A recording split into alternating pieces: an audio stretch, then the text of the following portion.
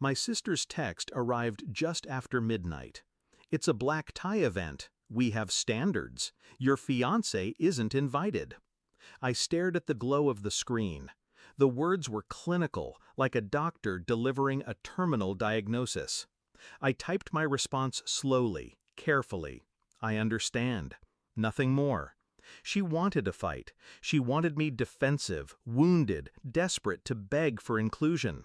Instead, I offered silence dressed as surrender. Days later, when she arrived at the five-star hotel she'd so proudly booked, her voice shook through the phone. Fury, disbelief. The manager had informed her the wedding was canceled. The entire venue, every ballroom, every suite had been reserved. By me. I didn't reserve it out of spite alone. No, spite is too small a fuel. My sister had always played queen. Everything she touched had to orbit her sense of superiority. She mocked, belittled, and dismissed anyone who didn't fit her fragile image of refinement. For years, I'd let it slide. Family, after all.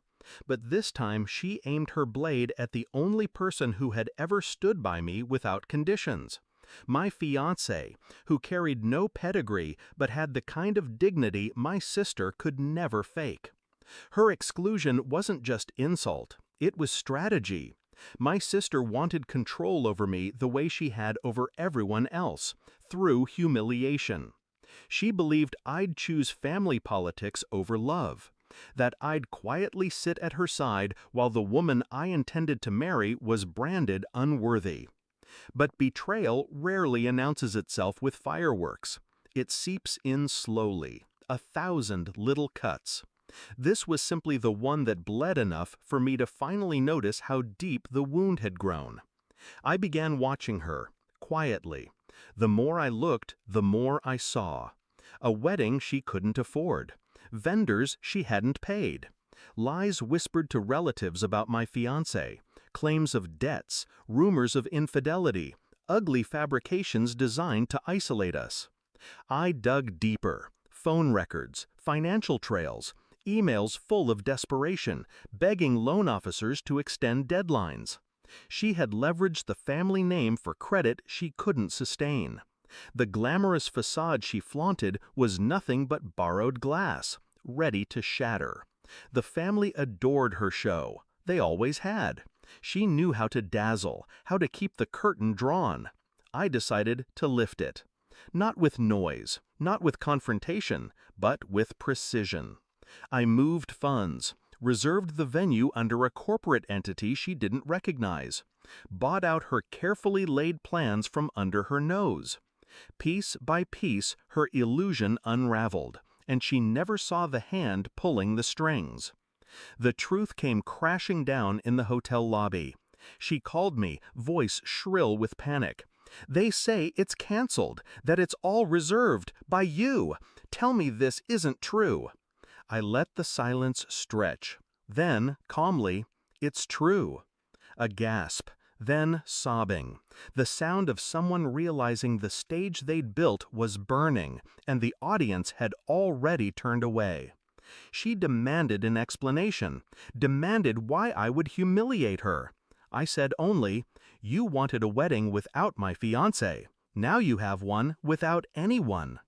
Her sobs deepened into rage, but I felt nothing, only a strange stillness, as if I'd finally reached the eye of a storm that had chased me my entire life. I met her face to face the next day. She was pale, hollowed by sleeplessness.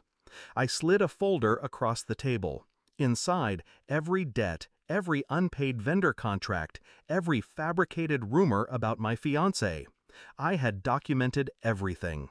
Copied emails, screenshots of texts. Her mask cracked in front of me. The queen stripped bare. "You've ruined me," she whispered.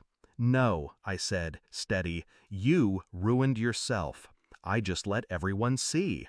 She begged, pleaded, tried to claw at the remnants of control. But I'd already spoken to the family, already revealed the truth, already ensured her empire of lies collapsed in plain sight. Now, weeks later, the dust has settled. My fiancé and I walk freely, no shadows of her judgment clinging to us. My sister lingers in silence, ostracized, debt collectors at her door, friends gone, reputation scorched. I feel no triumph. Triumph belongs to battles won with honor. This was not honorable. It was necessary. She thought exclusion was power, but real power is quiet, calculated, final. I look back only once, not with regret, with clarity. She built her kingdom on sand. I simply waited for the tide. Thanks for watching. Don't forget to like, share, and comment. Subscribe now to Cheating Stories Insight World for more amazing stories.